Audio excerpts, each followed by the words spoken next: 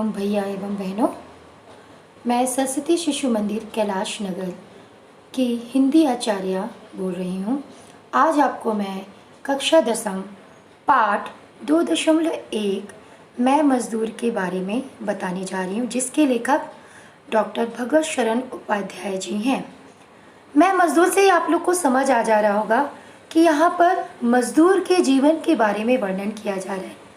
वो कितनी भी मेहनत कर ले, आखिर वो समाज में क्यों कमज़ोर है, क्यों असहाय है, क्यों नहीं वो आगे बढ़ पाता, क्यों नहीं लोग आज उसको देखते हैं, वो विकास की ओर क्यों नहीं बढ़ पाता।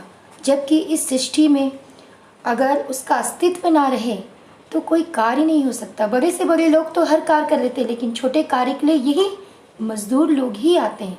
तो आज हमारा पाठ इसी मज़दूर पर ही आधारित है, उनके जीवन के बारे में वर्णन करें कि मज़दूर अपनी व्यथा को किस तरह से व्यक्त कर रहे हैं। मैं मज़दूर कहना है कि यदि वह मेहनत करना छोड़ दे तो संसार की गति रुक जाएगी, समस्त विकास कार्य बंद हो जाएंगे, चमक दमक वाला यह संसार वैभवहीन हो जाएगा। परंतु मज़दूर स्वयं ही यह विश्वास दिलाता है कि पहले भी ना वही ना श्रमिक कर्तव्य विमुख है वो, और ना कभी होगा। उसका कार्य तो निरंतर कार्य निर्माण का चलता ही रहता है। विध्वंस कार्य तो उसका नहीं। यदि मुझे विध्वंस करना ही होता तो वो एक नया रूप प्रदान करता। विध्वंस कार्य करना होता उसका तो कब का कर दिया होता। परिश्रम से कभी घबराता नहीं, मुझे कभी थकान आलस नहीं होता, मैं अपने कर्तव्य से कभी अलग नहीं हो पाता। आगे दूसरे हम गद्यांश में देखते हैं, वो अपनी व्यथा किस तरह से कह रहे हैं। मजदूर ने ही पुराने जंगलों को काटकर साफ किया, पथरीली भूमि को हरा भरा किया और जीत कर लौट कर रोकने सरदारों के प्रदेश की भूमि बनाई, झील बनाए, खेत खलिहान में उनका हाथ रहा, रजवाड़ों में, महलों में, हर जगह उन्होंने मजदूर हर जगह खड़ा रहा, निर्माण के ही रूप में। इन दुर्गों में, गहराइयों में, मजदूरों में, और देखने को क्या मिला? हर जगह उसने निर्माण तो किया, लेकिन आज भी वो भूखा ही रहता है। आज भी वो कटघरे में ही भूखा रहता है।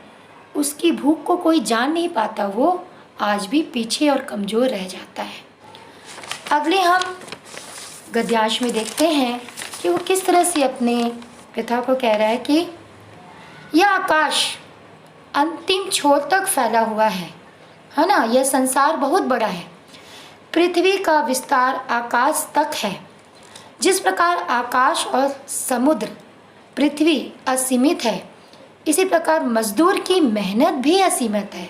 सही बात है, शहर नगर बड़े बड़े ये सब को निर्माण करने में मजदूर का ही हाथ है। मजदूर के हृदय में जो आक्रोश का भाव पैदा है, क्यों है? क्योंकि उनकी तरफ लोगों का ध्यान नहीं है। सुख समृद्धि ये मजदूरों की ही वजह से है। ये मजदूर निरंतर अभाव की ज़िंदगी क्यों जीते हैं?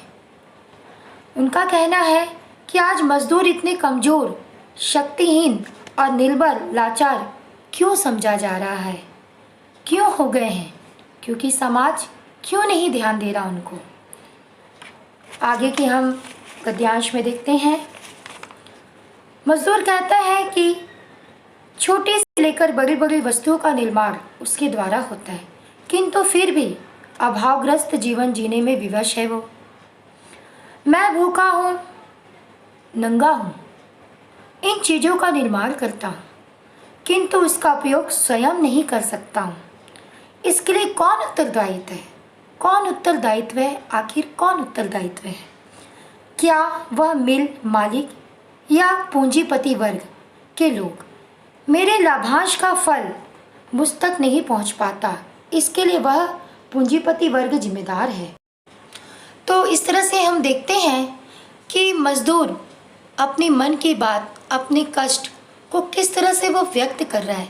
समाज में उसकी क्या कदर है, उसका किस तरह से सम्मान है, किस तरह से लोग उसकी अवहेलना कर रहे हैं। उसके कार्य की तरफ किसी का ध्यान नहीं, उसके जीवन के प्रति आखिर क्यों? उसका प्रश्न है इस समाज से, इस समाज में रहने वाले लोगों से, उन बड़े बड़े पूंजीपतियों से कि आखिर हम मजदूर वर्ग क्यों निम्न तरह की स्तर की ज़िंदगी जी रहे हैं, क्यों हम कमज़ोर हैं, क्यों हमारे तरफ लोगों का ध्यान क्यों नहीं है, आखिर हम अभावग्रस्त जीवन क्यों जी रहे हैं। इस तरह से मजदूर ने एक अपनी मन की व्यथा को व्यक्त किया है। अब हम आपको एक प्रश्न दे रहे हैं। प्रश्न है कि मजदूर नहीं होते हमारी दुनिया के विकास कार्यों का क्या होता। आप इस प्रश्न को अपने शब्दों में व्यक्त करिए कि वास्तव में अगर मजदूर नहीं होते तो हमारी दुनिया का विकास किस तरह से होता। तो इस तरह से ये पाठ समाप्त होता है। आप सभी को धन्यवाद।